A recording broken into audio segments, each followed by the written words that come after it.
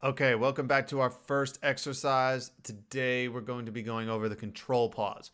Now, the control pause is the quantifiable measurement that we're going to use to track our progress for however long you choose to use these exercises. Now, I recommend this is something we test every day, especially as we're going along, but it's good to kind of gauge where you're at. Just so you know, in an ideal world, we want to get to a control pause of at least 40 seconds.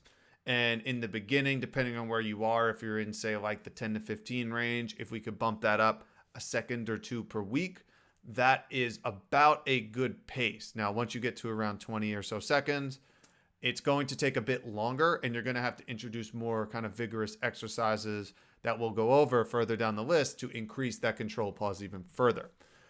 But what is the control pause? Essentially, it is a breath hold until you get to a point where you feel a distinct sensation to breathe.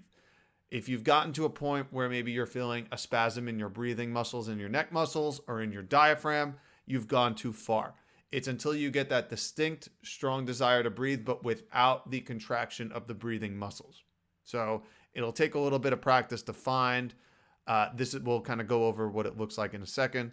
But it's really important for this exercise and for all the exercises that we're going to do is that we're breathing normally in through our nose and out through our nose in the rest periods in between. So it's not a big breath. It's not a big breath in and out. It's just normal breathing. Ideally, we want to not even hear our breathing if we could. So normal breathing patterns in between exercises. Now to perform the control pause. Very simple. All we're going to do is take a breath. We'll go through a breathing cycle in and out through the nose. So in and out. At the bottom of that, after the exhalation, we're going to plug the nose.